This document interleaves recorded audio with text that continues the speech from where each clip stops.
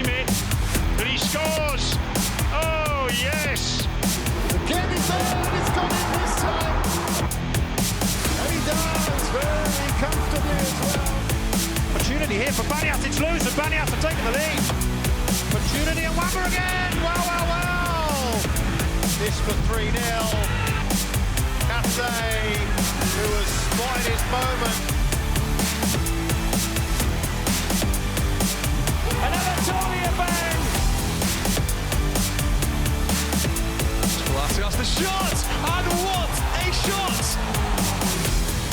Lovely ball through, and what a finish!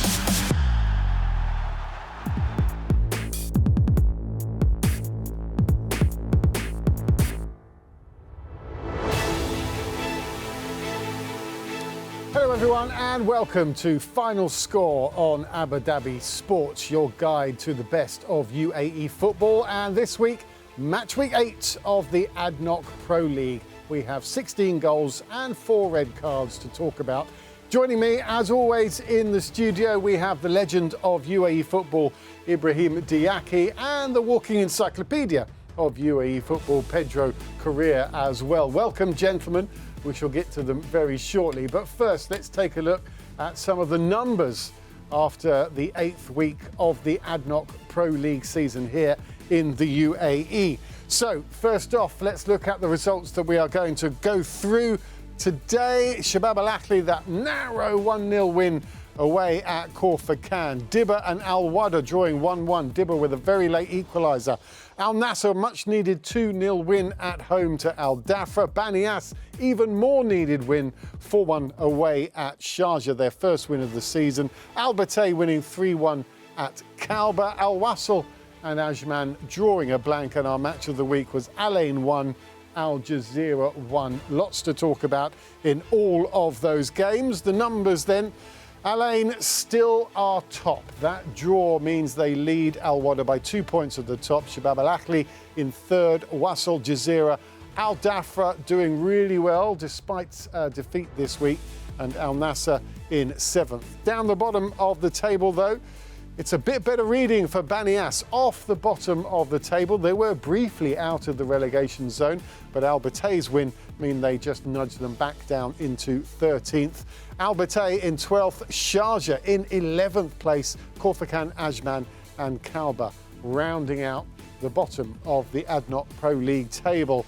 Our top scorer, despite not scoring this week, is still, of course, who else? It always seems to be Kojo Laba, 9 goals this season, and his Ahli partner up front, Kaku, who got another wonderful assist in that derby match against Al Jazira. He's got 5 so far this season. OK, then, before we get to the goals and all the talking points, here's a recap of what happened on match week 8.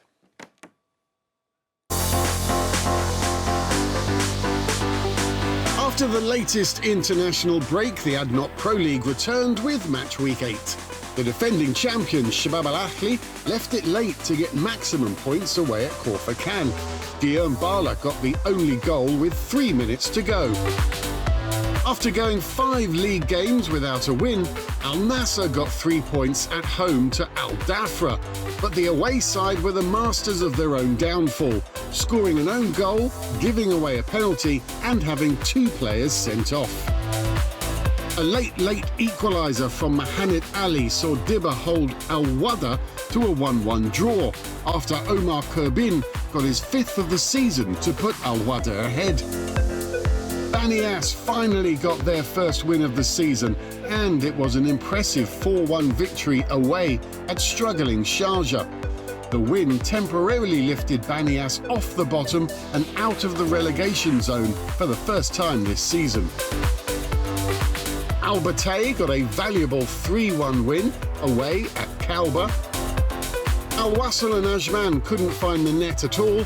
That game ended 0-0. And the match of the week was at the Hazard bin Zayed Stadium. Unbeaten Ahli up against their Abu Dhabi rivals, Al Jazira. Palacios scored a stunner for Ahli before Bruno equalised for Al Jazira. Jazira went on to miss a penalty and have 2 Banza goals ruled out by VAR. and the dramatic night ended 1-1.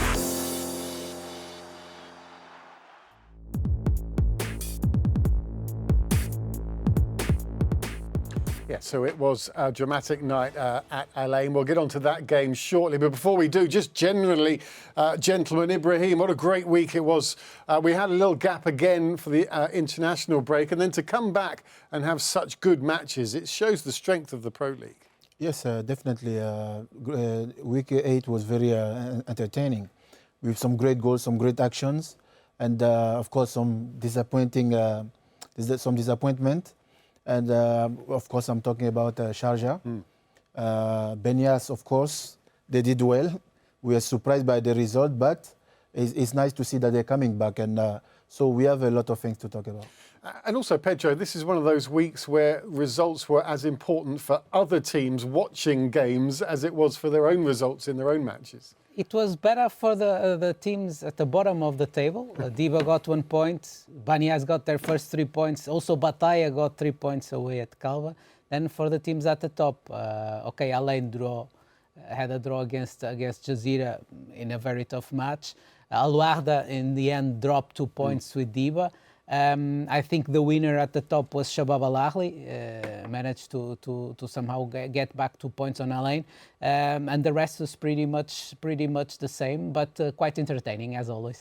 Very entertaining. All right then, let's get started then. And let's start with what was our match of the week. We had full live coverage of Ahli against Al Jazira. It finished 1-1, but there was so much going on around of those goals. Those goals would make you think it was a very even match, but it could have gone either way. Palacios with that 20th minute screamer, and then Bruno equalising, 16 minutes later. A lot more happened after that. Ibrahim, have to come to you first. Your two former clubs, of course. This was one of the great derbies between them. We've seen them play great matches, but this seemed even more special. Not only the derby, it was a great match also. From both sides, we saw two teams were not holding back. They attacked from the beginning of the games. But at the same time, I would like to give a bit more credit to Al Jazira. As Pedro mentioned last time, we saw a club that was very well organized, a team that was very well organized. I think Coach Pusic was ready for that game. He put in place a team that could go in block in the front together and come back in the also together. So they had a great game there, and but. I'm really not surprised for that result, because both teams were looking for that win. But 1-1 I think is a fair result. And looking at the goals, particularly, they were two completely different goals, weren't they? Alain's goal was about wide play, and Al Jazira's goal was about narrow play, which kind of summed up the battle they were having on the pitch as well. Yeah, because both teams had up and downs, and by the time Alain scored, it was the period where, and I said that during the studio, where their midfielders, namely Kako and Palacios, the two players who ended up building up the goal, were starting to roam a lot out of their positions in the middle to wider positions on the pitch. They would start to move a lot, and they created the space and the opportunity for Ahli to go 1-0 up. Ahli, for me, is still the best team in the league, and their position, of course, in the table says that. But I felt like, and picking up on what Ibrahim's saying, they looked more uncomfortable and more puzzled in this match against Jazira than with anyone else in this season. Take a look at more detail with the goals. First, Palacios' goal. What a terrific strike from Palacios. You don't hit them sweeter than that. But the assist, another assist from Kaku as well. And it was brilliantly picked out, wasn't it? From one side of the pitch to the other. You can't really defend against this, can you? But from this action, you can see that there is a great connection between the players of the offensive line of Alain. A great pass from Kaku. But if you remember, as I spoke about the control of Palacios, great control, which make it easier for him to make a great volley. And he put in the perfect corner. Ali couldn't even be able to move to try to touch the ball. And what a great goal. And they moved the Al Jazira defence away. They created that space themselves. Al Jazira, for me, Graham, looked very, very healthy in this match. Yeah. Looked like a title contender. Historically, they are. but sometimes the team does not match the story of the clubs, not just Jazira, the clubs in general. In this case, Jazira in this night looked like a title contender. And we said that during the analytical studio that Alain's attacking force was struggling to create chances, and credit on that to the good organization of Al Jazeera as a collective, as a team. But I think it's because the coach prepared the game very well. Yeah. He knew the strength and the weaknesses of Alain, so that allowed him to make it easier for. But I would like to come back on El Nini and Koulibaly. The two players, they did completely an amazing game. They controlled the midfield. They were fighting for the second ball. And you could see on the goal there, what a pass also he gave for Bruno. Yeah. So they understand each other. The organization is much better. As we spoke also before, the quick transition was not good at all. So now that they're having better quick transition, on top of that, they have also in front Banza, who is giving that power in the front line. So the future is looking bright for Jazira. And what about Marino Pusic then? The future's looking bright for him as well, isn't it now? He is our coach of the week. Yeah, and I totally agree with that choice. He prepared the game very well from the strategical point of view, in my opinion. But mostly, and I said that before the match, just before the match, I feel like Jazira over the last few weeks has been improving. Yeah. There's still lots of room for improvement, like any other team. Even Alain can still improve. But I feel like the Jazira is improving. And now, as Ibrahim said, with the adding of Banza into the mix, once the team understands how to play with Banza and Banza understands how to play with the team, I think Jazira will definitely be launched for a good title race. Yeah, it's one of those ones where you hope they stick with Pusic for a while and let him continue to develop the team. Yes, definitely. When you take over a team, it's not easy. I always mention that. It's difficult for the players, not, for the coach too, because you see new players, new tactic you have to put in place. And I feel like since he arrived in Al Jazeera, he's doing something that is remarkable, and it's visible that you can see in the field the way how they play, they understand each other, how the movement, the build-up is being done, and the compatibility between the players and the block. And he's doing well. There's a stat that stands out there: 2 goals conceded in 6 games played in the ADNOC Pro League, and that's pretty good going, isn't it? And it's always very important. We know that historically this is a very important statistic. The defensive record is very important for a good title campaign. Yeah. Of course, you need to score goals, of course, to win matches. But if you don't concede, you won't lose matches. At least then more than half of the work is done. Talking about important things, it's important to get wins, and Baniyas have finally got one. Away at Sharjah, a 4-1 win to Baniyas. Ibrahim, talk about this one. The 4-1 makes it look like it was all Baniyas, but Sharjah just didn't make the most of their opportunities. Graham, I'll be honest with you, I was a bit worried for Baniyas. That game gave me a bit of relief, and what they did there is a great result, even for their own confidence, because, as I say, this is Al Samawi. I've played so many times against that team. I have a lot of respect for them. And it was sad to see that the result that they were doing lately was not at the image of the club, because it's one of the most respected clubs in the country. And I think that victory there, especially in Sharjah, was really, really important for them. And they started the game in a really good way. Focus was there. The way how they play compact as a team. The team spirit also was there. If you remember, we used to speak about that. I felt like the problem was the players. They were not playing as a team. And this is the identity of Baniyas we saw there in that game. Using the wings, making crosses and finishing. Because Nyakate, he has the quality to finish the goal. Yeah. He was not receiving the ball, and in Sharjah, he received like a lot of balls, and that made the difference. Goals came from Nyakate Godwin. 2 goals from Wamba, and he couldn't miss on the night, could he? Everything he was hitting with his foot turned to goal. No, I think both goals will go directly into his CV, into his DVD. 2 great hits by Wamba. Congratulations on him. 2 great finishes. I think this win has Daniel Ezailas, Baniyas coach, fingerprints all over the place. Good defending, good and solid defending, then very efficient attacking transitions, and then very efficient finishing. Of course, it's also very important. Here we see Nyakate drifting out wide, And then Wamba takes the opportunity in the middle of at least 4 to 5 Sharjah defenders to, again, a great finish, a great hit, not taking any credits from Wamba, but also Sharjah must do better defensively. They were just kind of standing watching and allowed Niakate to do that. And you know, when a team like Sharjah, who is already not going through a good place in the season, concedes a goal so early in the match, when the players have already their morale not in a good place, it's not a good start, of course. And then I think it somehow defined the rest of the game for We'll Sharjah. talk about Sharjah in a second, but just to stick with Daniel Isela for a minute, and the next goal that we're going to look at shows how he was pushing his players forward. He's brave, isn't he? As a manager, he is telling them to go forward and take the game to Sharjah. Yes, of course. This is what I was saying, the way how they use the space. Because you can see from the build-up there, and this is the strength of Baniyas. They have very fast wings. And the interesting thing in this, the goal, the way how they scored the goal, Mwamba, you could see he scored 2 goals because he was arriving in the box. Before, we used to see like Niakate was always alone. He was not receiving balls, but you see that more players now in the box. True. You can see on the Piero.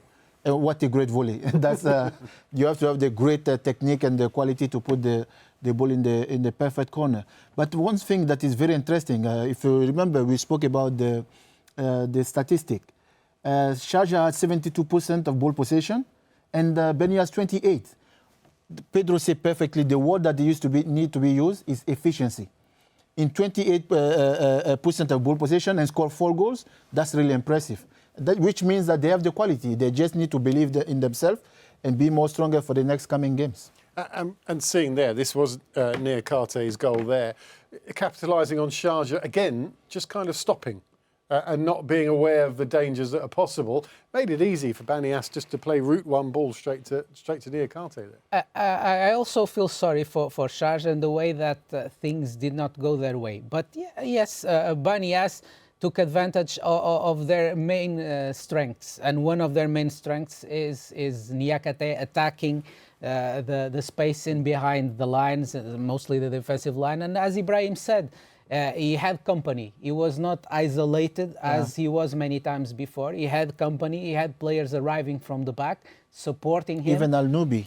Even Al-Nubi, the right back. So they did not attack much throughout the night, but they went like 4, 5, 6 times to Sharjah's goals. I think they struck the post also one time. So every time they attacked, they were creating problems.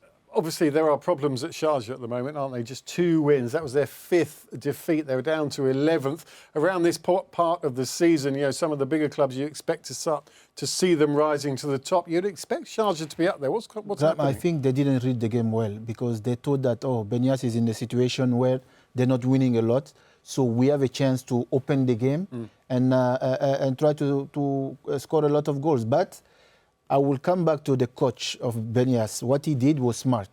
Because that's the reason you could see that there is 28% of ball possession. Less ball possession, which means defensively they were in block. They were waiting for the opponent to make the mistake, use the counter-attack to finish the action. And they did it in the perfect way.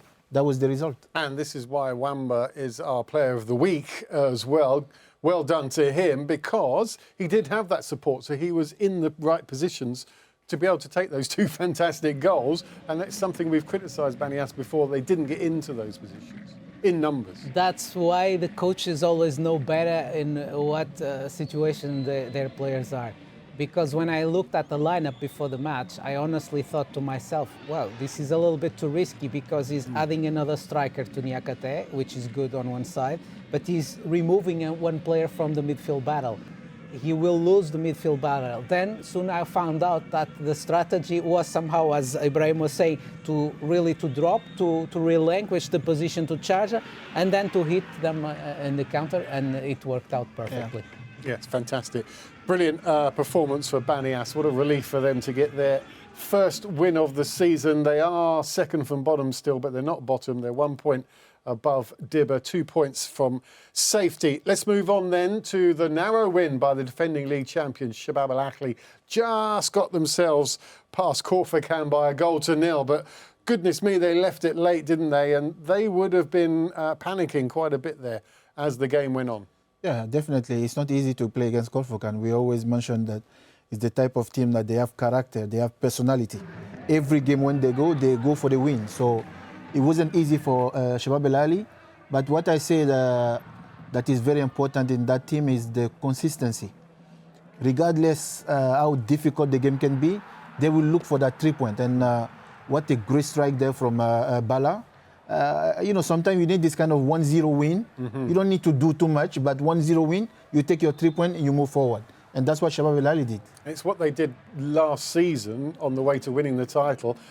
As Ibrahim says, sometimes, you have to get just a 1-0 win and just get out of there with your points. Still, I believe and I feel like Shabab Ahli is struggling offensively, and the numbers say that. But let us also talk about the defensive record, which is close to perfection. Yes. Only 1 goal conceded out of 8 matches. If it's not going to the Guinness Book of Records, it might be close. They need to produce more offensively. They are struggling with the finishing, not with the offensive production, because they have the ball, they move the ball a lot, they get into the last third, which is not easy against a team like Khorfakkan. But I think no one has an easy life. Sardar is not there. Yeah. You understand? We maybe forget that because he's the main striker of Shabab Ahli. So sometimes maybe he can make it a bit difficult for them. That's the thing. No, Great definitely. record, conceding only 1, but they've only scored 7, and that is really below par for what they'd be expecting. That's what I believe they need to work on. It's the offensive. Yeah. Okay, and talk about late goals. Dibba left it late to snatch a draw at home against Wahda. Dibba still without a win this season, but Wahda scored through Omar Kurbin, and you thought it was going to be business as usual for Wahda, who are one of the only other team aside from Ahli who haven't been beaten so far this season. But that late equaliser from Ahli from the penalty spot on 98 minutes must have broken Wahda hearts and delighted the Dibba fans. Definitely. It was somehow deserved on the Dibba side, and the fact that they were very competent defending throughout the match, because Wahda had around 70% of the possession, or mostly in the offense, and Dibba resisted very well throughout the game against a very powerful side, because Wahda, with the players they have up front, lots of mobility, quality, technique, it's very hard to stop them. And Dibba managed to contain Wahda for a very long period. And then it's those things when you're 1-0 up and you get into the other time, these things can happen, and it happened that in the same play for Dibba, Wahda, in this case Wahda had the ball, and they made many mistakes in the same play, and ended up with Dibba having the chance from the spot to equalize, which they did. But it's still a good result for Wahda, isn't it, Ibrahim? They're still unbeaten this season. They're very much in the title race. Of course, they had an impressive run since the beginning of the season. I mean, not 28 games being unbeaten. Yeah. I think that's a great record. But I knew that it will be difficult for them, because you have a Dibba who is trying to go out from the relegation, and you have a Wahda who is trying to catch up with Ahli. So it would have been, I knew already, because Dibba, they have a really strong team. If you see the way how they attack and the way how they play as a team, the team spirit, is a really difficult team to play against. And of course, what I like again with Wahda, the consistency, the way how every game they play with 100%. At the end, 1-1, I think, is a fair result. Of course, they'll be disappointed. They would have loved to win the game, but in front of a team like Dibba, it's always difficult. Good. OK, let's move on swiftly. Al Nasr 2, Dhafra 0, and Al Nasr needed a win. They'd gone a long stretch, I think 5 games without getting a win. They did get one at home. Slavica Jokanovic would have been delighted, but Pedro, Al Dhafra really handed it to them, didn't they? They gifted all the goals to Al Nasr. They had 2 players sent off. It was just a bad night all round for Al Dhafra. I'm sure they just want to move on from it. Yeah, weird and usual. Many weird events happening. It's, as you said, it happens. It happens. Still, Dhafra fought hard for the match. It was even with the 2 players being sent off. It was not an easy match for Al Nasr. But yeah, too early, they conceded a goal, they got a player sent off, then they conceded another goal. Many accidents happened to Dhafra in this match, and they are still, for me, the best surprise of the season, but they were very unlucky in this afternoon. Yeah, I think, as Pedro says, Ibrahim, they'll be unlucky, they'll be feeling aggrieved, Al Dhafra, at what happened on the night, but they are having a terrific season, and even though they were 2-0 down and 2 men down, they were still playing to try and win the game. We spoke about the performances of Dhafra from the last games they played. They were doing great. I felt like when they went to Al Nasr, they were too confident. And I would like to give credit actually to Al Nasr. Yeah. The game looked a bit boring, but what they did was to stay in block because they knew the strength of Al Dhafra. They knew the offensive power of Dhafra. So what the coach did, stay in block.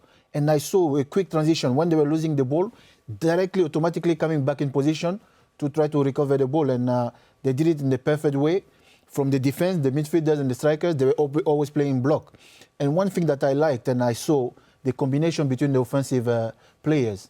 Toure on the left wing, Jonatas on the right side, and Majdi, who was coming sometime in the midfield, and Mirez. The 4 players, they had some combination. They reached in front of the goal, they couldn't score more, but I feel like they did a great game. And when they were recovering the ball possession, that was amazing. Dhafra, on the other hand, I felt like the coach, he kind of thought that, okay, we're doing well, we can really beat Wahda, Al Nasr in their field. But it's still Al Nasr, they have a great ball possession. So it was important for Dhafra to stay in block. Yeah. The moment that they opened the game, it became difficult for them. And for Al Nasr, I think also to add to what Ibrahim is saying, the return of Mahdi Gaidi.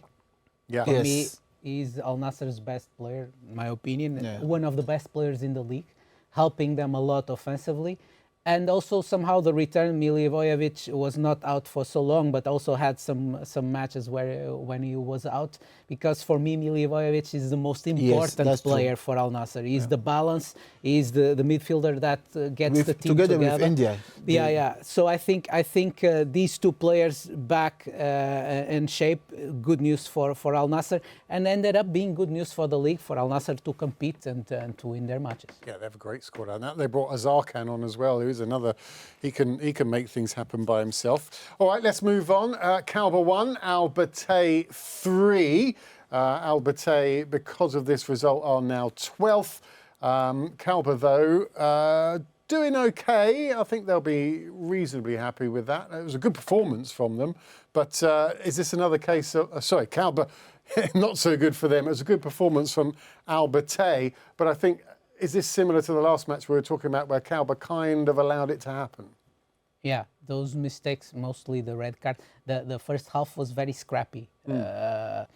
Many cards, many players down, receiving medical assistance. It was a tough first half, and Kalba being reduced to 10 men so early in the match, I think it was a huge blow to them. Not taking any credit to Bataeh, I felt some improvements on the Bataeh side in comparison with previous matches. But I felt like the red card for Kalba was a big problem that they could not go around. Even though they fought hard, it's a fair win for Bataeh. Yeah. And really think about it, all 3 bottom sides all got points in match week 8, which is great for the excitement of the league as we get to the other end of the season. But for them as well, and like Baniyas getting a win and Dibba snatching a point, for Al Bataeh, just changes the whole atmosphere in the club, doesn't it? Definitely, Graham. It was a decisive game for them because what I like about Bataeh, they could prepare very well when we had the international break. You can see that in the field there. In the other side, Kalba side, I felt like they were not prepared completely because when you play against a team like Bataeh, they have a very strong offensive line and they have a great ball possession and a good coach also who understands very well the ADNOC Pro League, Majidi. So I felt like 3-1 is very well deserved for Bataeh, but it's a bit disappointing from Kalba because it's the type of team that we know. The way how they play compact and they play in block. to take 3 goals like that, because especially they're in almost the same situation, same position like Bataeh. So it's very decisive. Any point you lose there, sometimes it gets difficult to get closer or to get back. So congratulations to Bataeh. Okay, and then we move on to Wasl 0, Ajman 0. One word to sum this game up, Pedro: frustration. For Wasl, good point. And for the viewer. And for the viewer also, a good point for Ajman. Yeah. They got reduced to 10 men just before the break. Zara was sent off. And Wasl, despite creating many chances, enough chances to win the match, they were not able to beat Ali Al Hosseini, who had a great performance, but that does not justify at all. Wasl is struggling with the finishing, not with the creation of opportunities that they did, again, enough to win the match, but they failed to score. And congratulations on Ajman's defensive performance. They had many chances also, but they were not lucky. Just talk about in general where Wasl are, because we haven't really talked about them much this season, but they're up there in 4th. You know, they're 5 points off the top, so they're very much in the race. Frustration is the word, in the fact that, yeah, they are not in a bad situation, but they could be doing much better. I feel like this is the common feeling. I feel like they have good players there. They need to try to work on the finishing process, mostly because Wasl is a team that usually likes to have the possession and has most of the possession in their matches. They manage to create some chances, but they need to find a way to score more goals. Also, of course, the fact that Fabio is absent, Nicolas Jimenez in this match was also absent. Again, it does not justify it all, but it adds to the problem. It's not easy. Because, first of all, the coach was changed within that same week. The international break was there too. So I can kind of understand how he goes there, because if there is a new coach coming into the team, he needs to try to see his ideas, how he can rebuild the team. So there were so many factors that make, I think that's why we saw this result. Now the coach, he need to see the right player, he need to put to win the game, especially against a team like Ajman. It's not easy. Yeah. So I felt like that was one of the reasons that they couldn't. But there are some chances. They did some great offensive action, like this one, for example. You can see the combination between the players, but sometimes you can try and, it would have been important for him to put on the right corner there, but great save from the goalkeeper. Well, that shows you they're getting the ball down the wings, aren't they, Wasl, very well, but just finishing is the problem? Which is a smart move, because with the set of wingers they have, it's a good idea. But then it's the finishing mostly is the problem. And of course, not taking any credit to Ajman. Well, they were very well honestly, organised. very organised side, very hard to beat. Mostly in the defensive part of the game, of course, but very hard to beat, very organized, very solid, very compact. See, 7 players already close together to close on Wasl. But Wasl needs to do better to get the points, to get them up there. Okay, so that's all the games. Let's take a look at what we think is the best lineup from the players this week. See if you agree, chaps in the studio. This is what we believe are the best players from match week 8 of the ADNOC Pro League. I presume Wamba is going to be in there. There he is, top in the middle, of course. Anybody else? I was there. Jobson is there, even though Dhafra didn't have a good night. He was still impressive, isn't he? Definitely. For me, it's one of the best surprises this season in the league. I said this in previous shows and I say it again. Great quality. With all due respect for Dhafra, I think Jobson can play eventually in clubs who are higher on the table. Also Zaikov, the central defender for Ajman, because Ajman, with the 2 new central defenders, one unfortunately has been injured, created there a good and solid defensive line. It helped a lot for them to perform better defensively in comparison with last season. Anyone else you want to pick out? Definitely Koulibaly, Mamadou from Jazira. In the midfield, we put him there. And of course, because it's not easy to stop our goleador, the top scorer, Laba Kodjo, I felt like Tagir, he did a great game from the defender from Jazira. So he deserved to be there too. OK, just before we go, we need to just quickly talk about the Asian Champions League Elite. We have 3 UAE clubs in action over tonight and tomorrow. Shabab Ahli against Al Gharafa is ongoing. Al Ahli from Saudi Arabia, they're taking on Sharjah. Hopefully they can bounce back from that performance at the weekend. And Al Wahda are also against Qatari operation in the form of Al Saad. Good luck to them all, obviously. They're doing well. In general, but tough encounters. Also, Al Wasl in the Champions League 2 will go to Istiklal, Iran Istiklal. Tough matches, but mostly in the overall they have been representing the UAE quite well. Sharjah is going through a rough patch now, domestically and internationally, but aside from that, the other teams have been performing well, and eventually Sharjah will get back into winning ways. And in terms of organising, Pedro, in the Champions League, there is going to be another international break as well. It's so difficult for the managers, isn't it? What's their best 11 for what particular game? Sometimes you need to make choices in terms of prioritizing a competition over another. It depends on the club's strategy also. Some clubs have squad depth that can allow them to fight like Shabab Al-Ahli did last season at every level. Some other clubs don't. Depends on also on the players you have injured.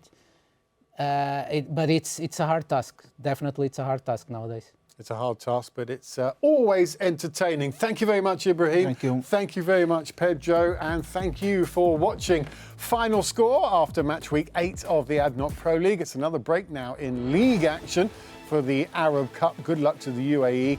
And I hope you'll be watching. We certainly will as well. But from everybody here at Abu Dhabi Sports, good night.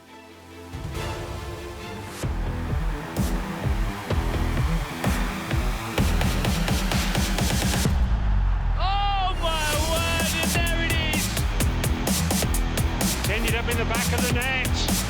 Kerbin will claim it, but he scores. Oh, yes. Again, it's gone in this time. And he does very comfortably as well. Opportunity here for Baniyas. It's loose, and Baniyas have taken the lead. Opportunity and Wahda again. Well. This for 3-0. Bataeh, who has spotted his moment.